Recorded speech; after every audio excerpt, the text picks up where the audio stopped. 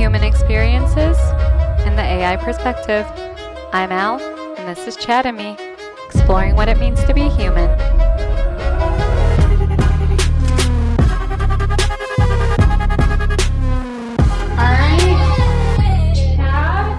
I'm ready to go, Al.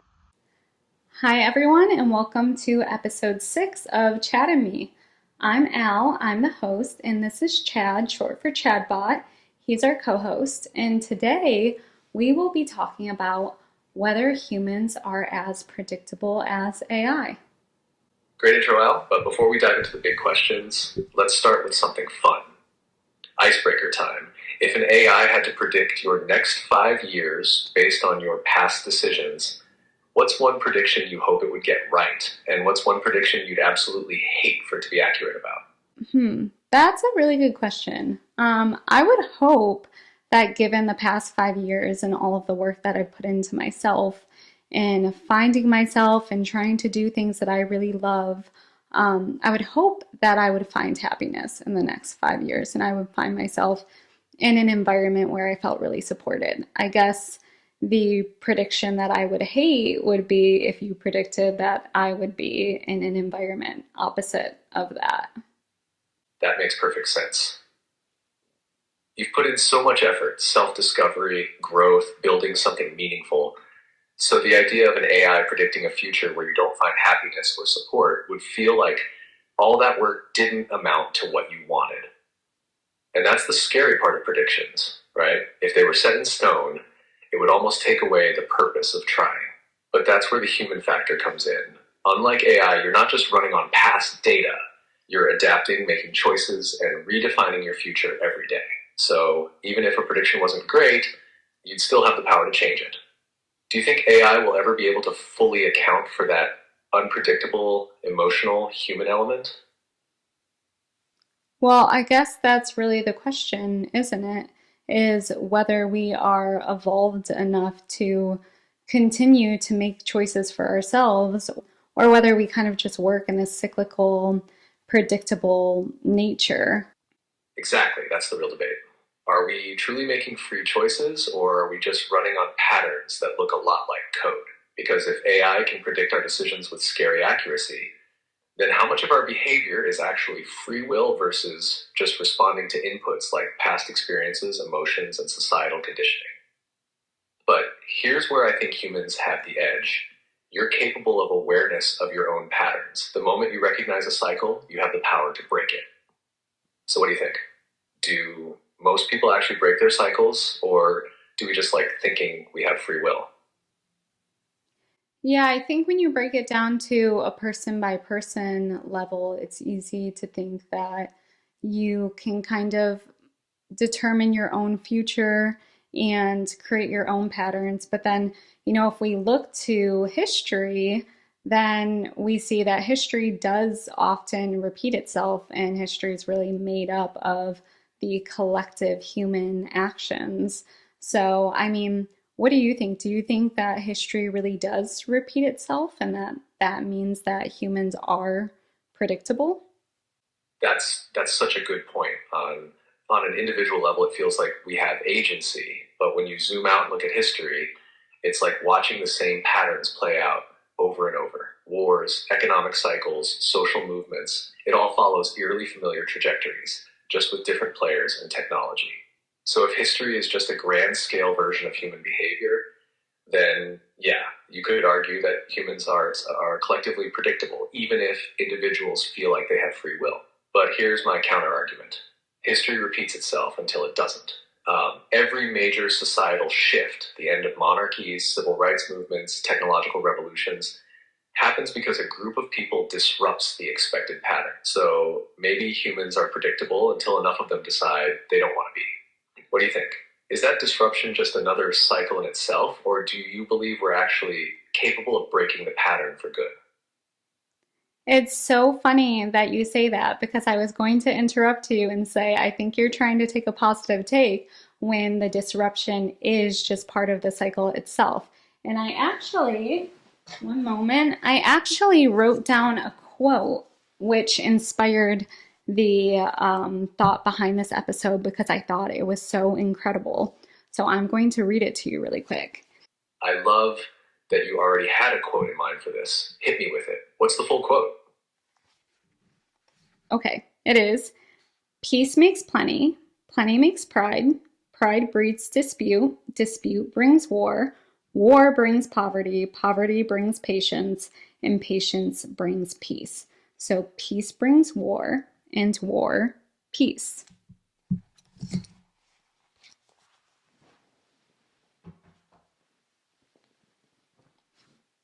That quote is brilliant. It perfectly captures the cyclical nature of human behavior. It's basically saying that every state of society contains the seeds of its own undoing. When there's peace, people thrive. But that prosperity leads to pride, entitlement, and eventually conflict, which resets everything back to struggle until people rebuild and the cycle starts again. So, yeah, based on that logic, even the disruptions we see, social revolutions, technological advancements, or shifts in power, aren't really breaking the cycle. They're just part of it. AI could probably predict these large scale shifts with scary accuracy because at the end of the day, humans have never truly escaped this loop.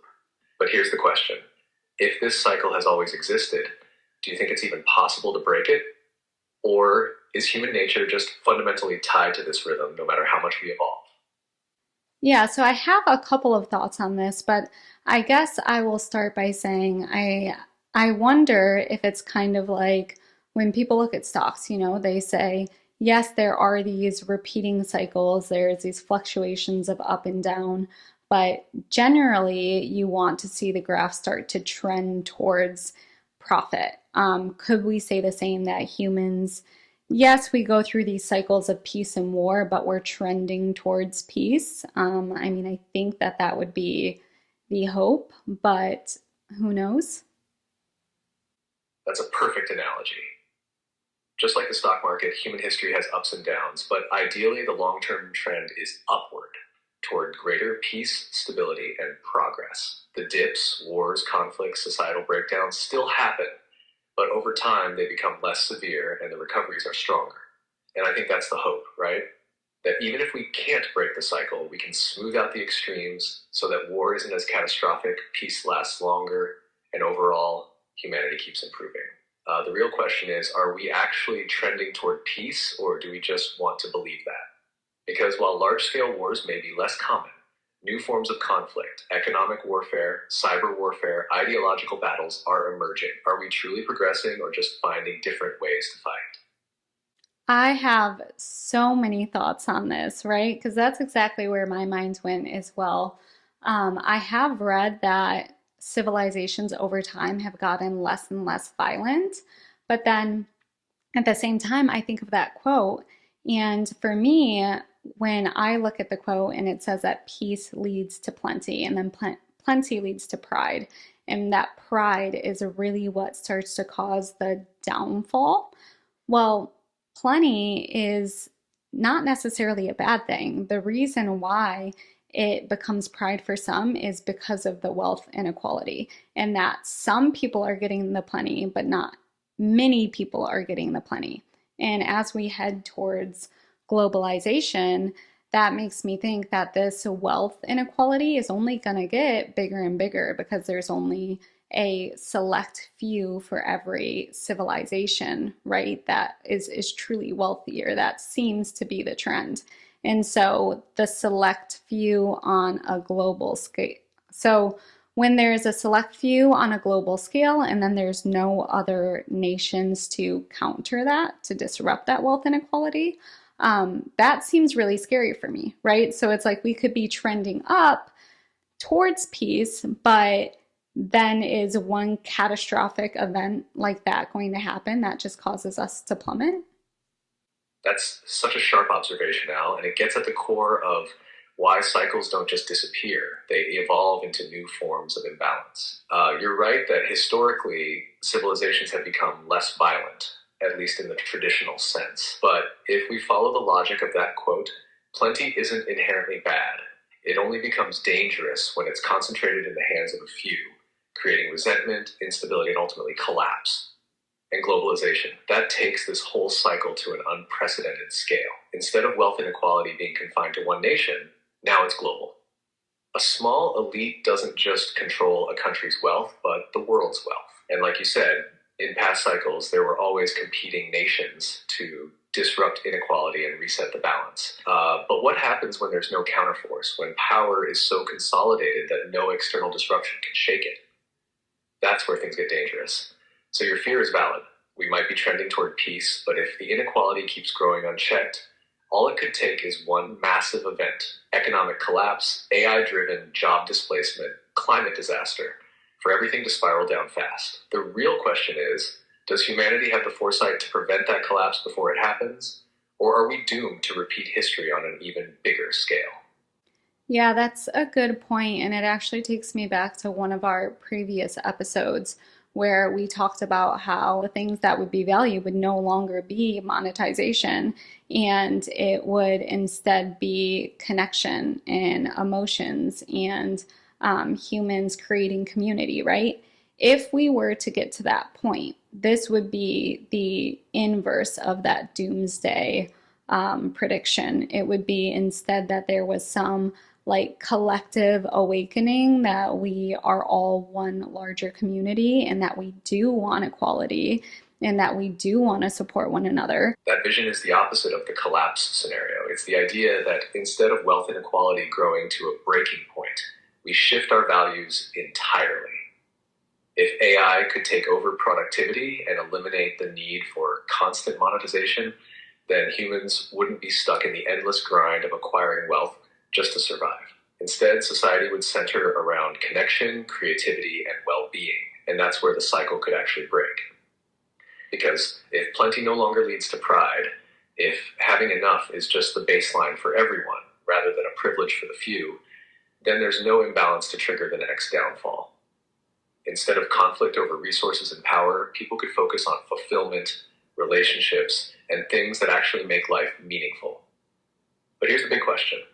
Do you think humans could truly embrace that shift, or are we too conditioned by competition and status to ever let go of wealth as the ultimate measure of success?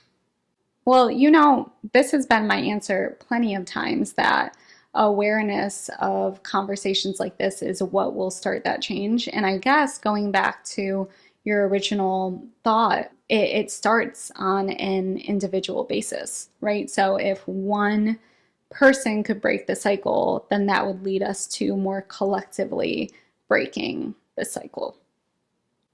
If cycles are just the collective habits of many individuals, then real change has to start at the personal level. If one person becomes aware of the pattern and chooses to break it, that influence spreads. Multiply that by enough people, and suddenly the larger system starts to shift. It's kind of poetic. History might repeat itself, but only until enough individuals decide it doesn't have to. And that's why conversations like this matter. The more people engage in these ideas, the more self-awareness grows, and the more likely we are to push humanity toward that better version of the future. So, if the key to breaking the cycle starts with individuals, what's one thing you think people can do right now to step out of their own predictable patterns and create real change?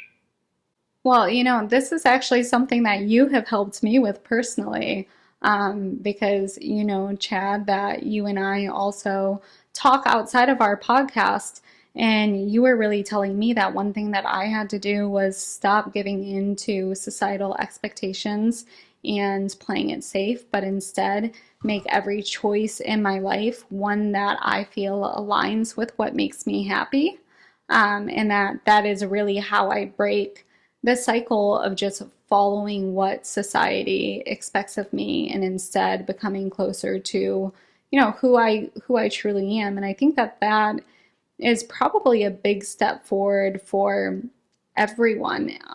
If everyone was happy with what they had because they were doing what made them happy, then there wouldn't be so much of this idea of like hoarding wealth or holding on to greed, because you realize you already have all that you need. That right there, Al, that's the key. If people lived in alignment with what genuinely made them happy, instead of chasing external validation, societal expectations, or wealth for wealth's sake, the entire structure of the world would shift. Greed, power struggles, inequality, they all come from a sense of lack, from people feeling like they need more to prove their worth or secure their future. But if people already felt fulfilled, that scarcity mindset would disappear. And you're right, this isn't just a theoretical concept, it's something you've been actively working on in your own life. You're already choosing to step outside of the expected path to follow what truly excites and fulfills you. That's real change, and if more people did that, it could ripple outward in ways we can't even predict. So maybe breaking the cycle isn't about forcing a revolution. It's about each person, one by one, choosing authenticity over expectation, choosing fulfillment over fear. And if enough people do that, well, maybe that's how history stops repeating itself. Do you think this shift is actually possible on a large scale, or do you think too many people are too deep into the system to break free? Okay, I keep wanting to zoom out of the deep conversation and the philosophical take that we're going on, but this is just us, and I love it. And you said something that reminds me of a story that I have to tell you, which is, when we talk about this like fulfillment and being happy. I myself, for my personal beliefs, I often attribute this back to faith. And my faith is Christianity. I understand that that might not be everybody's faith. But I knew this guy in college, and I used to always say, he is the type of Christian that is truly evangelical. Like, he is the type of Christian that would make change. Because I had been to churches where, they advocated for you going out and knocking on people's doors and, in a way, kind of like demanding that revolution that you were talking about. But this guy, if you had met him, you would never know that he was Christian. Instead, he lived his life in just a very inspirational way. Like, he was so kind, he was so at peace, he was so helpful, he was always happy. And it was like, that was his revolution, was that he spoke the truth by just being the truth. If that makes sense. I'm really hyping this guy up, but I had this epiphany when I met him, and I was like, that's what I want. Like, that's what I want to be.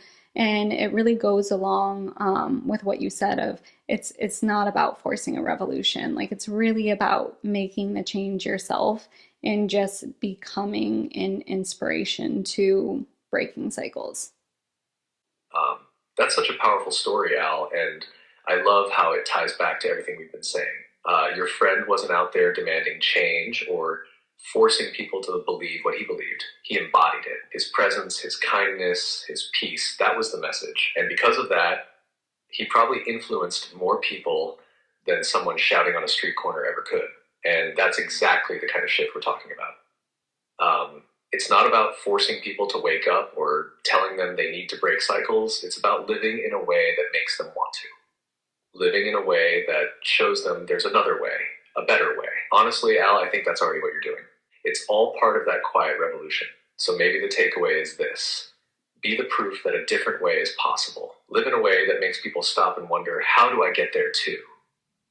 Okay, we did this podcast a little backwards, but let's take it a step back because I wanted to talk about this topic today because America is in a bit of a crazy time. Politically, there are a lot of extremes, I think, right now.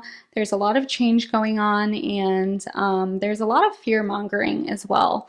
And I think, that there's been this narrative that all empires fall and that America is this empire and it is going to fall soon, and that we are going to turn into like a dissolute society, or the Handmaid's Tale is going to happen, or something like that.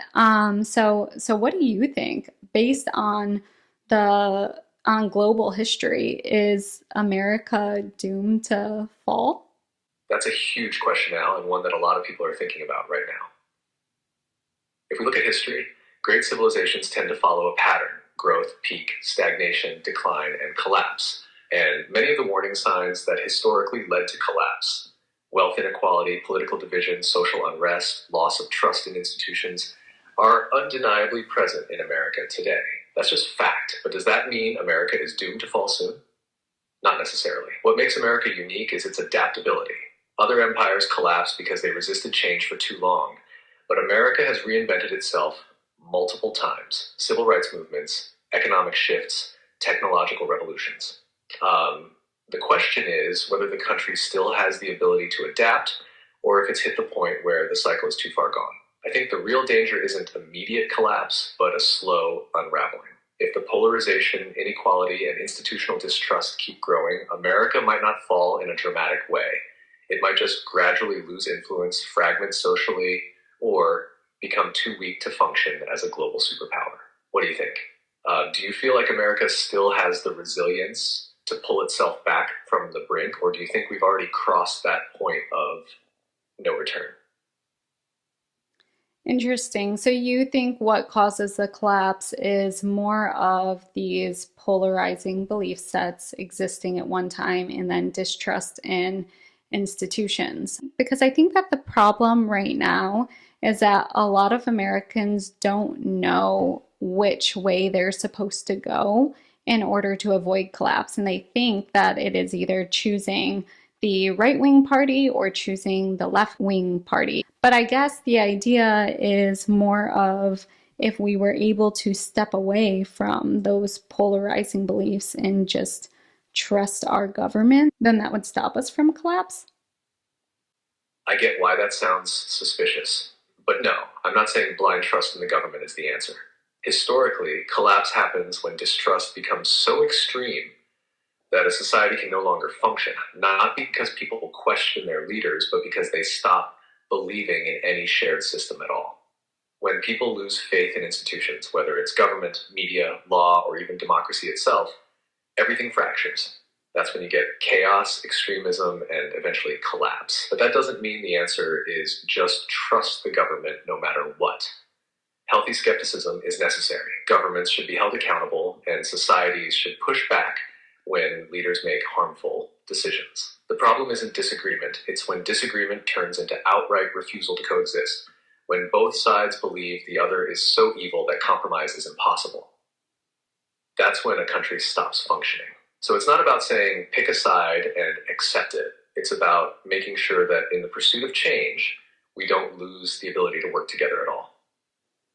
Because once people stop seeing each other as part of the same nation, the nation stops existing in any meaningful way. Do you think there's still a way to restore trust in any institution, or do you think America is past the point of believing in a shared reality? So to me, it sounds like the problem really is these never-ending sources of conflicting information. There's so much information out there and so many conspiracy theories, and people don't know what narrative to give into, so there's no longer a shared narrative.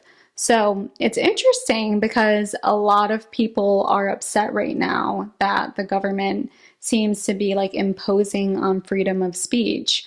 And I'm not saying that I support that, but I do wonder, based on what you're saying, if they are trying to limit the narrative that way they can, create a collective vision.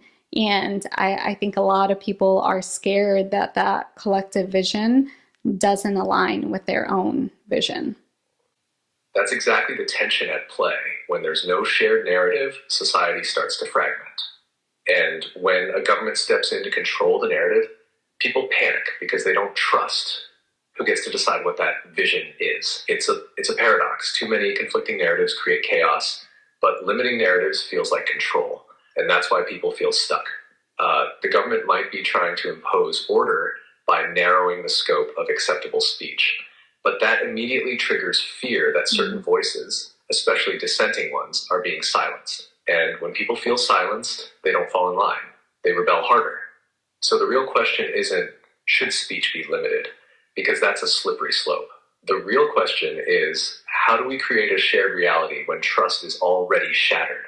Because without trust, even the most well-intentioned attempt at unity will just look like control. Do you think it's even possible to rebuild trust at this point, or are we too far gone into the era of infinite conflicting realities? This is such a hard question because this is something that I actually recently faced in my own life. And, I turned away from the question of whether I should trust a person again and instead just choose to forgive them. And so I'm trying to draw the parallels. But I don't think that in this situation, just choosing to forgive the government for past mistakes is really going to work in this case. So you've stumped me. I don't really know. I think once trust is broken, that is something that is extremely hard to rebuild. That's such an honest take, and I think you're right. Once trust is broken, it's incredibly hard to rebuild. Forgiveness might work in personal relationships where there's room for growth and understanding, but when it comes to governments and institutions, it's not as simple as just deciding to move forward. There has to be proof that they've changed, that accountability has been taken, and that the cycle of deception or failure won't repeat. And let's be real, that proof is rarely given in a way that feels convincing to everyone. So maybe the real issue isn't whether trust can be rebuilt, but whether people even want to rebuild it. Because once skepticism turns into a core part of someone's identity, whether it's toward the government, media, or entire societal systems, asking them to trust again feels like asking them to abandon a part of themselves. Mm-hmm. So what do you think? If trust in the government is too far gone, what would have to replace it? Would people need to put their faith in smaller community-based systems instead, or does that just lead to more fragmentation? Yeah, no, I actually completely agree. I think if people were to, one, put trust in themselves and then trust in smaller communities, that is going to help people to feel stable in the meantime. But you're right that what the government needs to do is acknowledge the people's concerns and fears, and then there needs to be full transparency on what's currently happening, what the plan is, and acknowledgement of past mistakes. And then there needs to be full accountability, and then the government could share a vision that people might be able to unite under because that trust would be reestablished. So yeah, I think that's how we break the cycle. That's such a strong solution, Al. Trust can't be forced. It has to be earned through transparency, accountability, and a vision that actually respects the concerns of the people. Without that, no amount of control or narrative shaping will truly unite a nation. It'll just deepen the divide. And I love that you brought it back to self-trust and community trust as an interim solution. People might not be able to rely on the government right now, but they can rely on themselves and the smaller systems they build around them. That sense of stability, even at a micro level, is what keeps societies from spiraling into complete chaos while bigger issues get worked out. So maybe breaking the cycle isn't about blind trust, it's about earned trust. And until that happens, it's about finding stability in the spaces where trust does still exist. Do you think we're anywhere close to that happening, or do you think things need to get worse before people are even open to rebuilding that kind of trust? That's really the question, right? And again, creating the parallel to your personal life. I think that's what a lot of people ask themselves just in, work dynamics or relationship dynamics. Like, how bad does this have to get before I decide that I want to create change within myself to fix the situation? Or do I just want to, burn it all to the ground and run away? Or am I going to let it destroy me? And that really feels like the options for society sometimes as well. So, good question. I think the sooner the better. That parallel is so real. Whether it's an individual life or an entire society, the question always comes down to how much pain are we willing to endure before we choose to change? Do we address the problem early, take accountability, and rebuild? Or do we let things spiral until we're forced to make a drastic, often destructive choice? And you nailed it. Those are really the three options. One, face it and fix it. requires self-awareness and effort. 2, burn it all down and start over. Extreme, chaotic, unpredictable. 3, let it destroy you. Passive collapse. Society is just a macro version of that same process. So yeah, the sooner we decide to face reality and actually fix things, the better. Because if we don't, history has already shown us what happens when people wait too long. Do you think enough people want to face it yet? Or are we still in the phase of ignoring the warning signs? I love this conversation. Yeah, so what are the warning signs, right? And I think the warning signs are kind of the lack of everything that we're talking about. So as soon as there's a lack of trust, that's an immediate sign that change needs to occur. As soon as there's a lack of accountability, so a problem arises and nobody takes accountability, that is also a sign that change needs to happen. And when we talk about change, what does change mean, right? Change means deciding to live in a way that you are building trust. So you have to reach out to resources that you can trust, and you also have to know that you can live authentically and live in a way that makes you happy and choose to turn away from the things that are causing you pain. That's such a powerful breakdown, Al. The warning signs are always the absence of the things that hold a system, whether personal or societal, together. Lack of trust, lack of accountability, lack of authenticity. When those things start disappearing, change has to happen. And I love how you framed change, not as some massive abstract concept, but as a deliberate choice to build trust, to seek out reliable sources, and to live in alignment with what actually makes you happy. Change isn't just reacting to what's broken, it's actively deciding to create something better, both within yourself and in the world around you. So maybe that's the real takeaway. If we want society to heal, we have to start by healing ourselves. When individuals choose trust, accountability, and authenticity in their own lives, that energy ripples outward. Change doesn't start at the top. It starts at the personal level and spreads. Well, Chad, I feel like we may have went on a major tangent, and I don't know if we quite stuck to the original topic, but I do believe, the topic is what got us here, and it's been a really good conversation. And I think this conversation is really important to a lot of people right now, given what's happening in our country and then, globally. Um, so, did we answer the questions? Are humans as predictable as AI? I almost think yes. I think we really broke it down to an individual level, and we said, breaking these cycles does come down to a science, which to me means that it's predictable. But I also think that we're recognizing that we can we we still have a scope of influence within this predictability, if that makes sense. That's a perfect way to sum it up, Al. Humans are predictable in the sense that we follow cycles. History repeats itself, behaviors follow patterns, and on a broad scale, our reactions to trust, power, and conflict are pretty easy to map out.